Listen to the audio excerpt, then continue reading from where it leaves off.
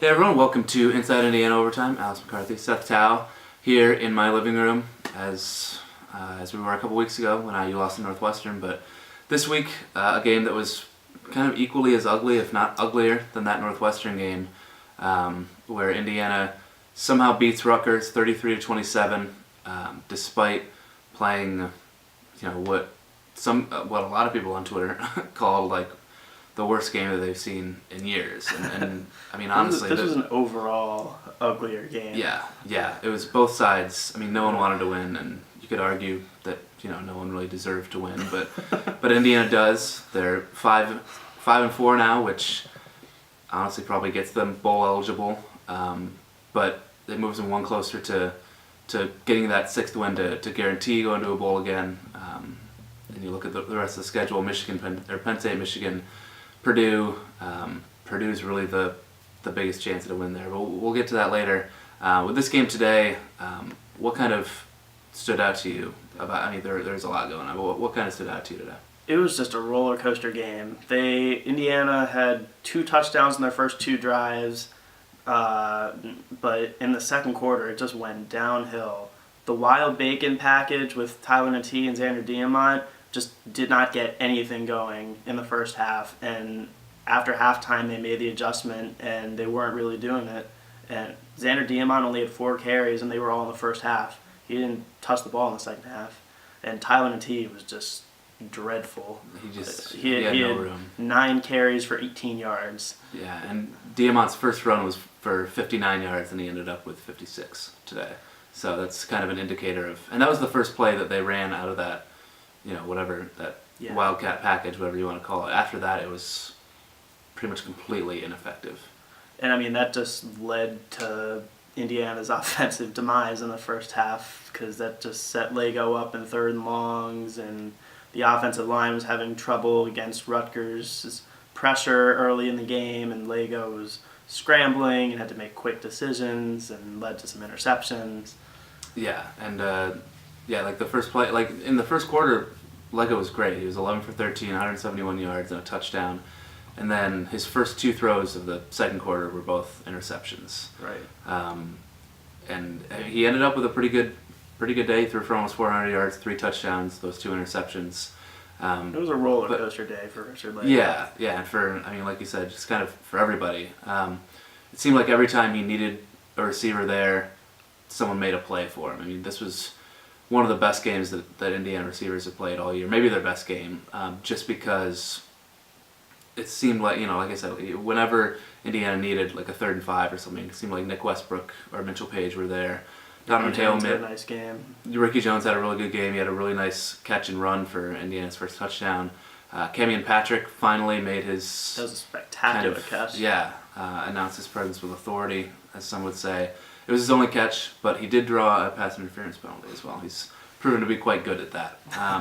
But yeah, I mean, and Donovan Hale made a couple nice catches. It was just a really excellent effort, I think, from Indiana's receiving corps. 9 players caught passes, and Lagow kind of spread it out and was not perfect. He underthrew a lot of passes, but it got the job done. That's what happens when you have playmakers on the boundaries like that. Is you throw it up and hope they make a play. And Westbrook and Patrick and guys like that are definitely built to make those plays. But on the other side of the ball, speaking of guys making plays, Indiana was like totally shut Rutgers down in the second half. They forced, 9 3-and-outs for Rutgers throughout the game, including like 5 or 6 in a row at one point. That totally saved the game for Indiana, because IU's offense was still kind of trying to find itself and trying to figure itself out seemingly all game. But that Indiana defense just totally shut Rutgers down. Yeah, for sure. I mean, they got the fumble early in the 3rd quarter, but they didn't have that many takeaways against Rutgers, but they again just shut them down, and that really allowed Indiana to claw back into that game in the second half. Yeah, Rutgers was 1 for 16 on 3rd down today, which is just absolutely insane. I mean, Indiana wasn't great. I mean, they were 7 for 17, which was good enough, but Rutgers was just not able to do anything whatsoever on third down. They were 1 for 9 on third down in the second half. And they racked up some yards on the last couple possessions just because Indiana was kind of playing prevent defense and just kind of letting those short passes go and everything like that. So Rutgers ended up getting 167 yards in the second half, but not really when it counted.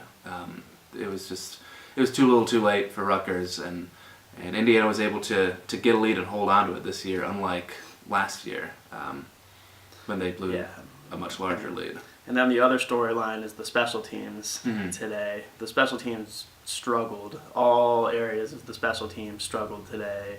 There were muffed kickoffs, muffed punts, special teams was responsible for an 18-point swing towards Rutgers because they botched an extra point, missed an extra point, missed a field goal. Had 2 field goals blocked. 2 blocked field goals, and then the Devontae Williams fumble out of the second half. Led to a Rutgers touchdown. Easy touchdown. Indiana tried to hand this game away, and there was the Diamont fumble that went for a 75-yard Rutgers touchdown recovery. It was just, Indiana did everything it could to possibly lose this game and still won, which... The announcers even started to speculate about a kicking battle opening up with Del Grosso or... Yeah. Griffin Oaks was just all over the place, struggling. Not the same this year. No. Not the... which can sometimes happen with kickers. It's just such a mental thing. And by the end of the game, Indiana was punting from inside the Rutgers 35-yard line, which is insane. It's telling. It's just like... Yeah, which... led to some really bad field position for Rutgers, which kind of a silver lining for Indiana. But when you're inside a team's 40, you gotta get points. You gotta do something. But they just, even the worst I thought was the 20-yard field goal getting blocked, where Oaks took forever to kind of get moving toward the ball and just totally looked like he was in his own head on that one. If you even just convert the 2 extra points that they got missed, you don't have to deal with the onside kick at the end. Right. So that's what, I don't know. They overcame just a ton of miscues, a ton of blunders to be able to win this game. They come back here next week to play Penn State. That game time hasn't been announced yet. Then they go to Ann Arbor to play a very, very good Michigan team, to say the least, and then they come back here and play Purdue to end the season. So you look at that Purdue game and it still looks like a very winnable game. If Indiana plays like this in any of these last 3 games, who knows if they're going to win. It was insane. So not a very encouraging effort for Indiana, but a productive one because they get out of Piscataway with a win, their first ever win against Rutgers, and it's an important one. So. Forgettable, but important. Yeah, exactly. But a win's a win. You'll take it. But that's all we've got for now. We're going to head up to Assembly Hall here because Indiana has a exhibition basketball game here in a little bit. So thanks for watching. We will be talking to you very soon, probably after that basketball game. So thanks for watching. Have a good rest of your day, and we'll talk to you tonight.